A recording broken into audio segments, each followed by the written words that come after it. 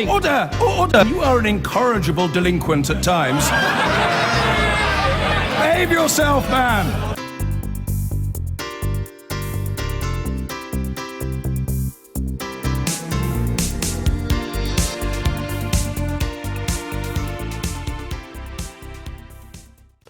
So, just 48 hours since George Osborne delivered that budget, but it already seems to be coming under multiple attack, and a lot of it from his own MPs. And after a hostile press reaction, there are signs it might not be going down too well with the public either. A YouGov poll for The Times today shows 38% of the public think Wednesday's budget was unfair. Just 28% thought the opposite. Now, 51% think the government's handling the economy badly. That was meant to be its USP. Conservative MPs are also queuing up to lay into the budget. Take Anne-Marie Trevelyan. She's led the rebellion on the so-called tampon tax, describing it as fundamentally wrong. A survey of Tory MPs showed 4 out of 5 want to tear into the sugar tax. A Bolton MP, Chris Green, speaks for many of them when he describes it as an interesting decision. John Redwood is kicking off about a move to increase VAT on energy-saving materials like loft insulation and solar panels. And David Burrows, another MP, is among those ganging up against the Chancellor's plans to cut funding for those personal independence payments, or PIPs. They go to disabled people everywhere in the UK, apart from Northern Ireland. He says his decision takes a backward step from where we are now. Now, last night, the Education Secretary, she struggled a bit to defend George Osborne's proposed changes to PIPs when quizzed about it on Question Time. I think overall, we want there to be control of the welfare budget. That's something we made very clear in our manifesto. We also made very clear we're not going to balance the books on the back of the most vulnerable and the disabled, and we absolutely still hold to that promise. I think, first of all, we've got to finish the consultation and the conversations that we are having with MPs, but also with disability groups and others, before we even bring any legislation forward. That was interesting last night, the Education Secretary implying there that there was still a consultation period going on, almost that nothing had really been decided. This morning, the Prime Minister's spokesman was asked whether Nicky Morgan had spoken out of turn, and they said the Education Secretary was making the point that there would be more discussion before coming forward with legislative proposals, but the government's position hadn't changed. We're joined now in the studio by Conservative MP Paul Scully, who's concerned about EU-imposed increases on VAT. On the PIPs, if I can ask you about that, is there a sense that the government's in retreat and that if it isn't, there would be a Tory rebellion? I think my particular position with that is that we've had the consultation over the last few months, and it's important that we carry on talking about this issue. I really don't think it needs to be conflated with the budget. It's unfortunate in many ways that it was actually announced in the budget because it's something that we need to make sure that personal independence payments actually work for people, especially the most needy. At the moment, would you vote for them?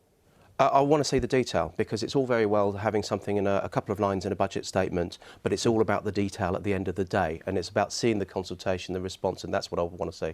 What's your beef about the VAT issues in the budget?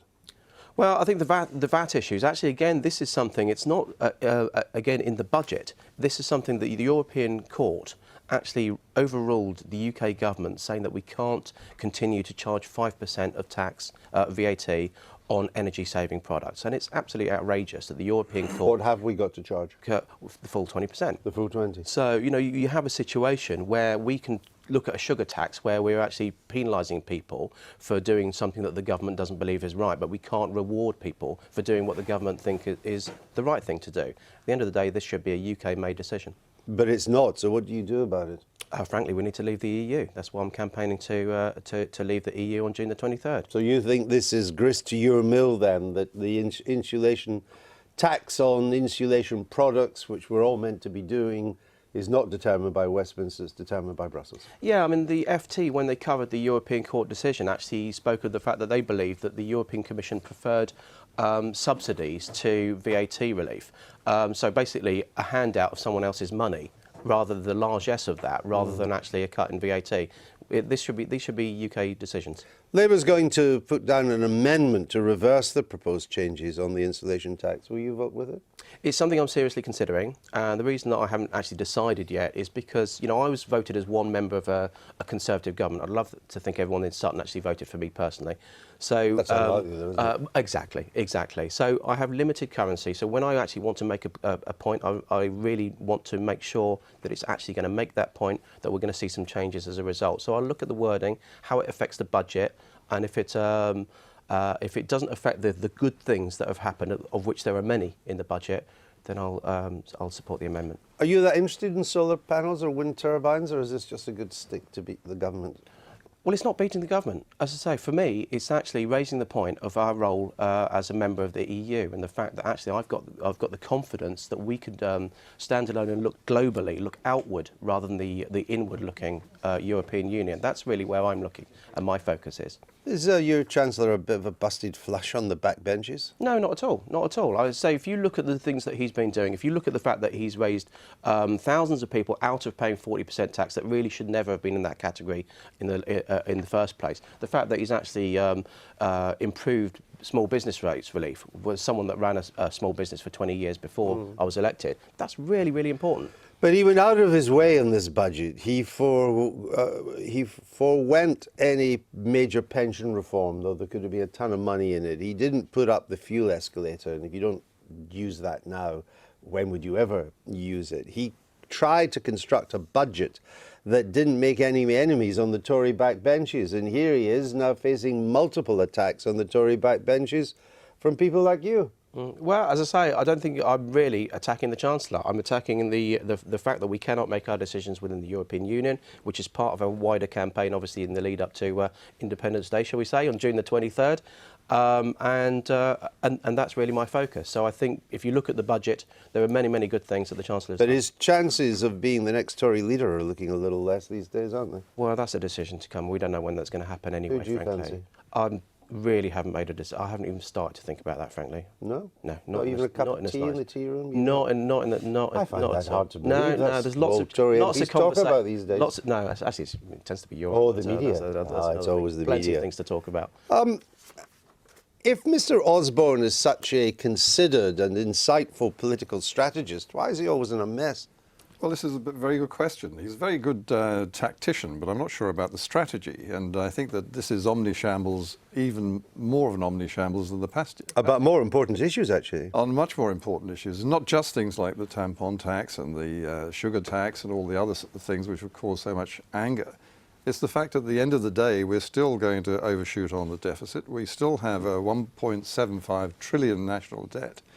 And there's a very good chance that he could be blown completely off course between now and the general election, let alone between now and the next leadership battle. What's your take on the Chancellor's status after this budget? I think he's very interesting, George Osborne. He's a rare politician who is, as you say, extremely tactical and insightful, except when it comes to himself and his own image. And I think he's done himself more damage, as you say, both with the Tory backbenchers, but also with the public. I think he's someone who the public, to begin with, didn't really warm to. And he's done nothing in this budget or in the intervening years between becoming Chancellor to really improve that. And I don't understand why, because politicians are normally so vainglorious. It's all about making themselves look good. So, in a way, it's quite refreshing, isn't it, that he doesn't seem to be able to do it for himself. You get the impression that he may be he's a Chancellor for when things are going right, but as a Chancellor for when things go wrong, he doesn't have the connection with the public that will help him get through the things that are going wrong. Well, in theory, everything is going right, or would have been up until this moment, because the Conservatives are in power. They can do things that they never dreamt of being able to do. He could have taken bold decisions which would have been applauded, certainly on his own side of the House, and would in the end have perhaps borne fruit in time for the next election. He failed on all of those fronts, and we still have this gigantic national debt and still growing deficit. I've been